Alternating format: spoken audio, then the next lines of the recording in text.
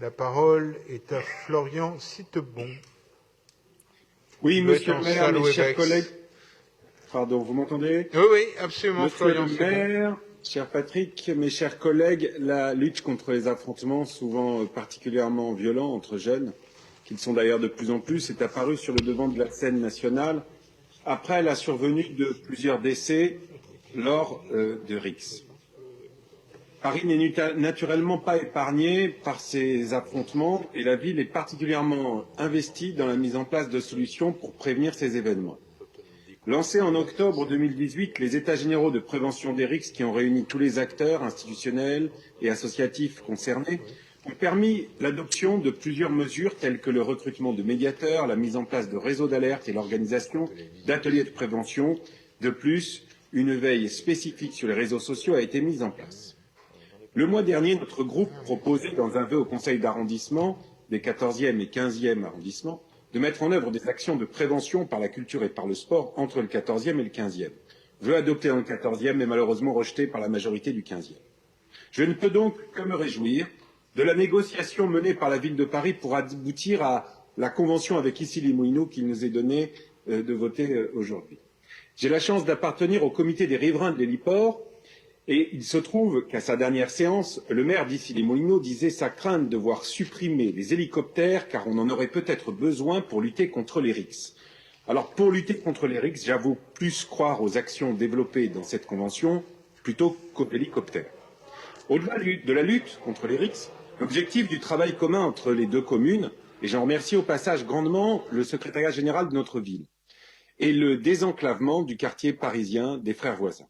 Très excentré, éloigné des services publics parisiens, une première convention signée en 2020 entre les deux villes a déjà permis que les habitants de ce quartier puissent bénéficier avec les mêmes conditions que les IC1 des équipements culturels et sportifs d'Issy-les-Moulineaux qui se situent juste de l'autre côté en fait de la rue.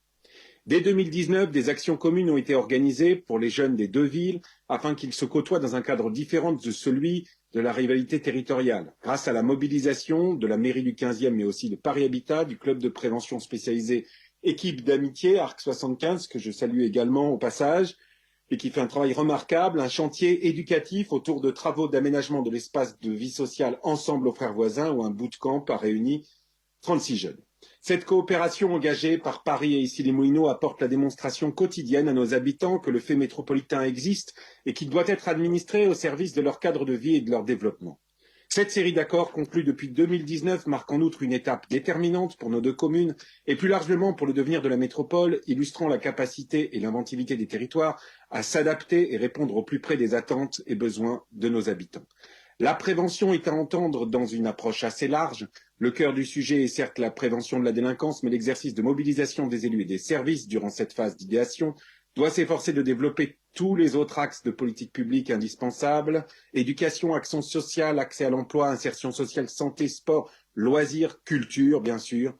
Tous les acteurs du territoire seront donc mobilisés et c'est très très positif. Autre point intéressant de cette convention, les réseaux sociaux comme lieu de vigilance et de relation avec les jeunes, car on sait que les violences entre bandes naissent aujourd'hui beaucoup sur les réseaux sociaux et y trouvent des prolongements.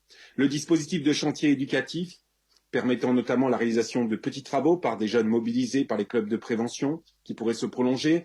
La prolongation également de l'opération Tous mobilisés à l'école des Frères Voisins, la participation active des habitants, le projet de jardin partagé, et puis peut-être une chose supplémentaire avec le vœu adopté dans notre Conseil de Paris pour une étude sur un conseil de quartier spécifique aux Frères Voisins. L'objectif de la convention qui nous est proposée aujourd'hui est d'ancrer donc cette coopération dans le temps, et je m'en réjouis. Cette convention est une excellente nouvelle pour les habitants de nos deux communes. Je forme par ailleurs le vœu que de telles conventions puissent être signées à l'avenir avec d'autres communes limitrophes. Je vous remercie. Merci Florian Sittebon.